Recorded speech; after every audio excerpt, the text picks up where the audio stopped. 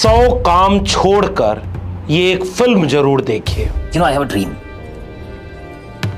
एक ऐसा समाज हो जहां कोई प्रथा नहीं, सब समान हो। और ये क्यों कह रहा हूं इस पूरी वीडियो में विस्तार से बताऊंगा। अंग्रेजों की गुलामी तो सिर्फ 100 साल पुरानी है। मैं जिस गुलामी से लोगों को स्वतंत्र करना चाहता हूं वो 3000 साल पुरानी। फिर से समझिए कि अपने सैकड़ों कामों को छोड़ करके ये एक फिल्म देख लीजिए, और अगर संभव हो तो पूरे परिवार के साथ देखिए। फिल्म का नाम है फूले। The man with a mission, Jyotiba Phule. Mahatma Jyotiba Phule और सावित्रीबाई फूले के संघर्षों के जीवन पर यह फिल्म बनी। अनंत महादेवन के निर्देशन में मुअज्जम बेग और अनंत महादेवन के लेखन के साथ प्रतीक गांधी, पत्रलेखा पॉल, दर्शिल सफारी, एलेक्स ओनेल जैसे तमाम अभिनेताओं के साथ ये फिल्म रिलीज हुई है। फूले ज्योतिबा फूले के जीवन पर आधारित, जिसे रिलीज होना था 11 अप्रैल को, मगर कई बार सेंसर बोर्ड की कैंचियां चली, कुछ गाने, कई दृश्य, कई संवाद बदल दिए गए, लेकिन 25 अप्रैल को रिलीज हुई।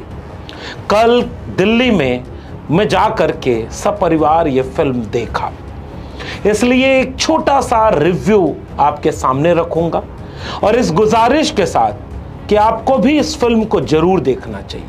महात्मा ज्योतिबा फुले और सावित्रीबाई फुले जी ने जीवन भर नारी शक्ति के हित, उनके आत्मविश्वास और समाज कल्याण के लिए काम किया। दिल्ली में जिस सिनेमा घर में यह फिल्म लगी है उसमें आधा भी वो सिनेमा हॉल नहीं भरा। शहरों में रहने वाले, दिल्ली जैसे महानगरों में रहने वाले अधिकांश लोग कौन हैं, अभी इसकी जाति जनगणना नहीं हुई। जिनकी पहुंच उस पीवीआर थिएटर तक या सिनेमा घरों तक हो जो जाकर सिनेमा देख सकें, जाति जनगणना होगी तब बताएंगे इसके बारे में। मगर यह फिल्म नहीं चल पा रही। अभी तक की कुल कमाई 2 करोड़ रुपए भी नहीं हो पाई। 25 करोड़ से लेकर 29 करोड़ तक खर्चा बताया जा रहा है। पहले सेंसर बोर्ड की कैंची, फिर उसके बाद इसे थिएटर न मिलना। कई शहरों में तो ये रिलीज भी नहीं हुई। कहीं रिलीज हुई तो एक शो, कहीं लोग देखना चाहते हैं तो शो नहीं। एक फिल्म के लिए ऐसा क्यों?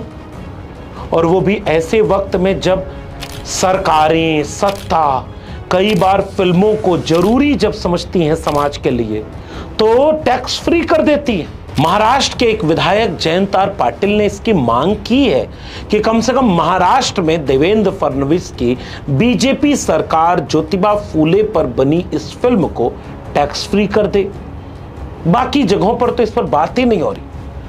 उत्तर भारत में कई समाजवादी, अंबेडकरवादी, महात्मा फूले को मानने वाले लोगों ने कई बार अपने खर्चे से पूरा का पूरा थिएटर बुक करके लोगों को दिखवाई ये फिल्म। अगर नोएडा में देखें तो राजकुमार भाटी की अगुवाई में समाजवादियों ने, तो लखनऊ में डॉक्टर नवल किशोर शाक्य की अगुवाई में पूरा थिएटर बुक किया गया, ज्योतिबा फूले फिल्म दिखाई गई।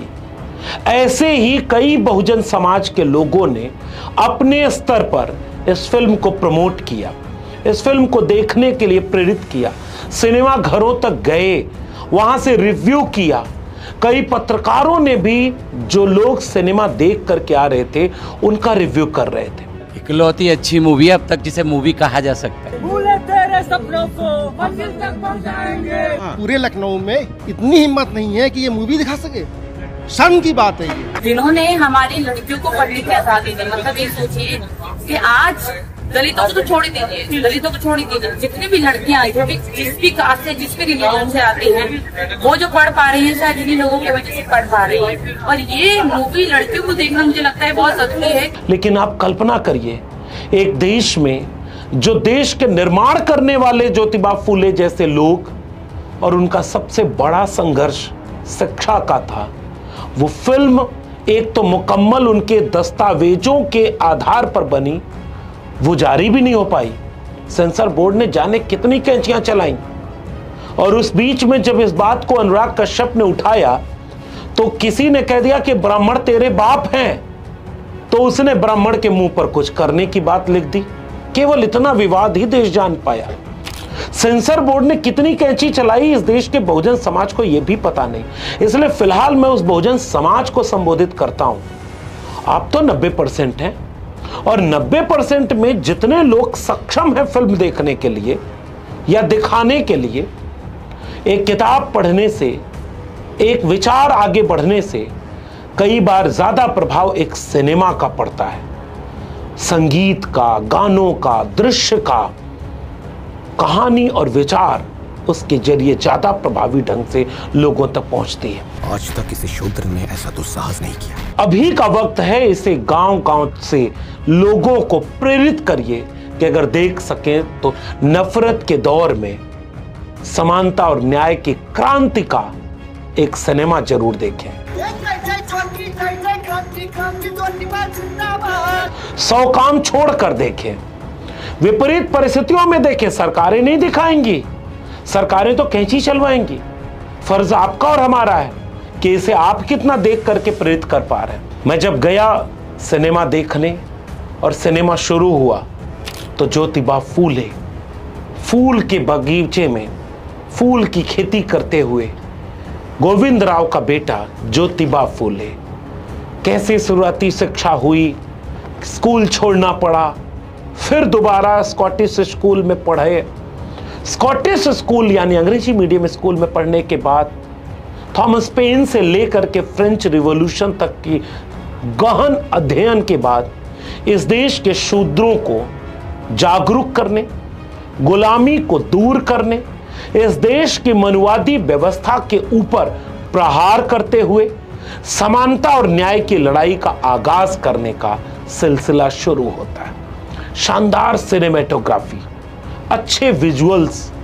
महाराष्ट्र के इलाके में जब खेतों का दृश्य है तो वो सजीव लगता है। प्रतीक गांधी एकदम ज्योतिबा फूले के हूबहू तस्वीर की तरह से लगते हैं। लेकिन आपको ये जानकर आश्चर्य होगा, ज्योतिबा फूले की केवल एक कायदे की तस्वीर मिलती है। कुर्सी पर पैर रख करके पगड़ी पहने ज्योतिबा बैठे हैं। वह किस्सा ज्योतिबा फूले का सजीव होकर के देश के सामने आ रहा है।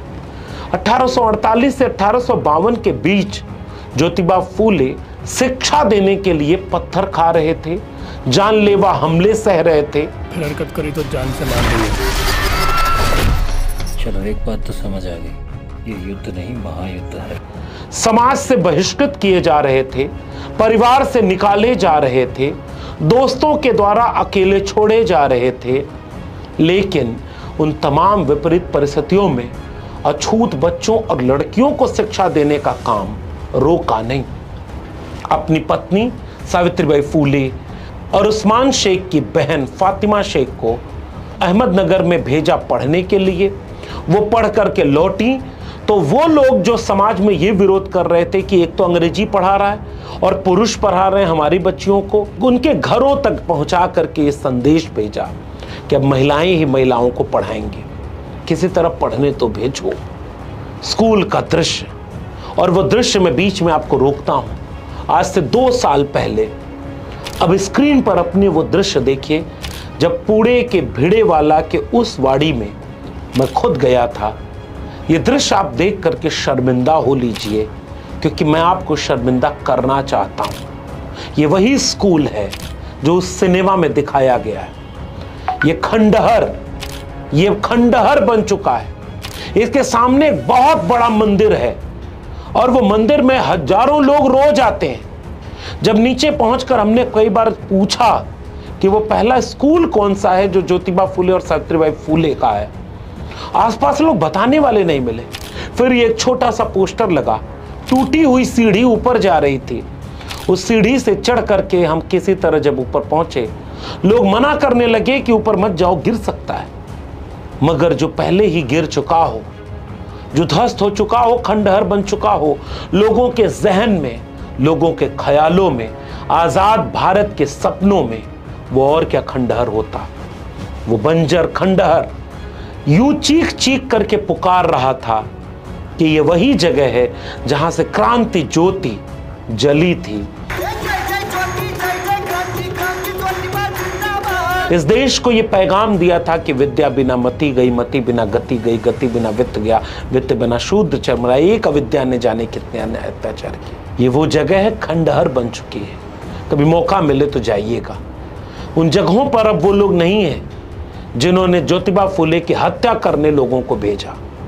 गोंडीबा आकर के बोलते हैं कि हमें तो बरगलाया कि ये धर्म विरोधी काम कर रहा है। वो पोस्टर चिपकाए गए कि ये धर्म के खिलाफ काम कर रहा है। ज्योतिबा फुले उसके आगे गुलामगिरी लिखते हैं, सत्य शोधक समाज बनाते हैं, सत्यमेव जयते का नारा लगाते हैं और उसे आगे बढ़ाते हैं। बीते 11 अप्रैल को मैं महाराष्ट्र के यवतमाल जिले में था और एक विद्यापीठ, महात्मा फूले विद्यापीठ यवतमाल में गया। महात्मा फूले को मानने वालों ने मुझे किताब भेंट की और अपना पूरा विद्यापीठ बनाया, जो किसी एक या दो परिवार ने अपनी पूरी संपत्ति लगाकर यह विद्यापीठ बनाया है। इसमें ट्रेनिंग प्रोग्राम चलता है। इसमें ज्योतिबा फुले, सावित्रीबाई फुले के पूरे जीवन के संघर्ष वहां के दीवारों पर उकरे हुए हैं। ये लोग, महाराष्ट्र के लोग चाहते हैं कि हर हाथ में कलम और किताब हो। इस फिल्म में भी आपको दिखाया गया होगा कि ज्योतिबा फुले कैसे अपनी जमीन, अपनी संपत्ति बेच करके स्कूल चलाना चाहते थे। ज्योतिबा फुले चाहते थे कि पढ़े इंडिया ताकि आगे बढ़े इंडिया। ज्योतिबा फुले चाहते थे कि गुलामी खत्म हो, शूद्रों के साथ अन्याय खत्म हो, महिलाओं के साथ भेदभाव खत्म हो। मत छू, आपको पाप लगेगा। कभी वो बाल हत्या प्रतिबंधक गृह और शिशु संगोपन गृह बना रहे हैं, जो सिनेमा में शानदार तरीके से दिखाया गया, तो कभी अछूतों के लिए अपने हाथे का कुआं खोल दे रहे हैं कि हमारे हाथे में आकर के आप भी पानी पियो, कोई अपवित्र नहीं होता।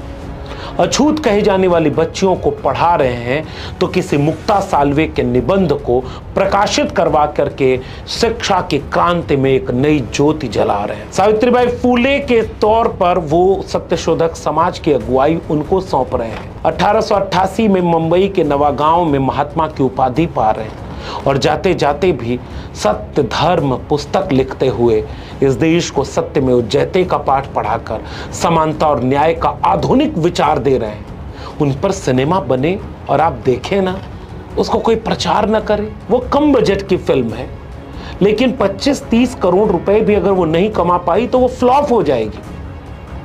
महात्मा फुले जिसने आधुनिक भारत की नींव रखी, उनकी फिल्म फ्लॉप होने पर है क्योंकि वो अब तक 2 करोड़ रुपए भी नहीं कमा पाई। उसे थिएटर नहीं मिल रहे और अब लगभग 1 हफ्ते से ऊपर होने जा रहा है, वो थिएटरों से बाहर होने लगेगी। फिर यूं ही कोई रिलीज कर देगा, वो फिल्म कमाई नहीं कर पाएगी। फिर कोई अनंत महादेवन क्या अगली बार हिम्मत कर पाएगा? क्योंकि अभी तो बहुजनों के इतिहास में जाने कितने सिनेमा बनने बाकी है। बाबा साहब पर एक सिनेमा बना, फुले पर इस तरह का व्यवस्थित तौर पर बड़े पर्दे का ये अपने आप में पहला प्रयास था। तमाम सेंसर बोर्ड की कैंचियां चली, कई दृश्य तो दिखाए ही नहीं गए, लेकिन आपको वो दृश्य अगर न याद हो तो परछाई से भी जो लोग अछूत हो जाते थे, उस भारत को 150 साल में फुले ने यहां तक पहुंचाया कि अब आंख में आंख मिलाकर अपने हक के लिए लड़ते और बोलते हैं। प्रधानमंत्री नरेंद्र मोदी भी उनकी तारीफ में वो बात कह रहे हैं जो इंट्रो में आपने सुना। प्रधानमंत्री जी महात्मा फुले को कितना बड़ा नायक बना रहे हैं। महात्मा ज्योतिबा फुले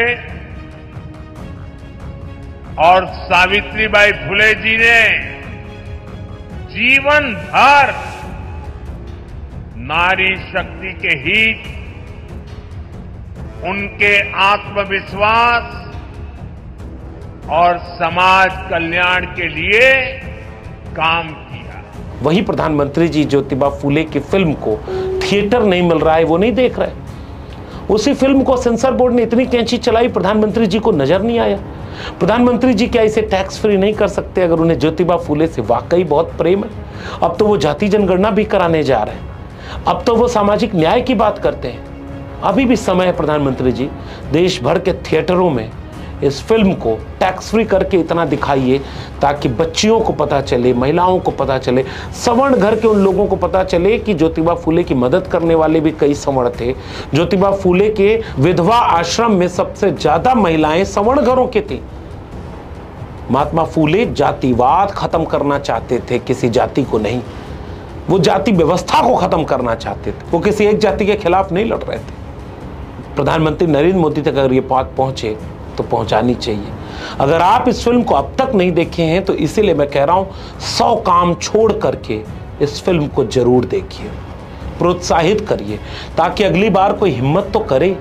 अभी तो कर्पूरी ठाकुर पर कायदे से फिल्म बनना बाकी है, शहीद जगदेव प्रसाद पर बनना बाकी है, पेरियार ललई सिंह पर, चंद्रिका प्रसाद जिज्ञासु, कांशीराम पर कायदे की फिल्म बनना बाकी है, नेताजी पर बननी बाकी है, मंडल आंदोलन पर बननी बाकी है। अभी तो बहुजनों का पूरा इतिहास बाकी है। आपके पुरखों पर फिल्म बने और आप उसे सहयोग न दे पाओ तो अगली बार कोई हिम्मत करेगा क्या? फिर इंतजार करना कि आपका कोई प्रधानमंत्री बने तो सिनेमा हॉल में बैठकर प्रधानमंत्री सिनेमा देखे, ताकि दुनिया भर में लोगों को ये पैगाम जाए कि फिल्म देखना जरूरी है। अभी तो फूले के मानने वाले कहीं हैं नहीं, तो जो हमारे जैसे लोग कोशिश कर रहे हैं, सोशल मीडिया पर कोशिश कर रहे हैं, उसे आप कम से कम गांव-गांव तक पहुंचाइए ताकि इस सिनेमा को लोग जरूर देखें, अपने इतिहास को जानें। अगर आप अपनी जड़ों को नहीं जानेंगे तो पत्तियां मुरझाएंगी, आप बचा नहीं पाएंगे। इसलिए बहुजन समाज को जागरूक होना होगा। मैं इस फिल्म को 10 में 10 नंबर देता हूं। इस फिल्म के सिनेमेटोग्राफी को, इस फिल्म के संगीत को, इस फिल्म के बैकग्राउंड म्यूजिक को, कलाकारों के अभिनय को, पटकथा लेखन को और समृद्ध किया जा सकता था, लेकिन जितना हुआ है कमाल का हुआ है। ठहर कर देखिएगा कहां से आप यहां तक पहुंचे हैं, ताकि भूल मत जाना और आपको कोई नफरत के दंगों में शामिल कर ले। आप कलम की ज्योति पकड़ो और जय ज्योति जय भीम, जय ज्योति जय मंडल, जय ज्योति जय विज्ञान, जय ज्योति जय संविधान के नारे लगाओ ताकि आप एक मानवतावादी भारत बना सको। 100 काम छोड़कर इस फिल्म को जरूर देखना।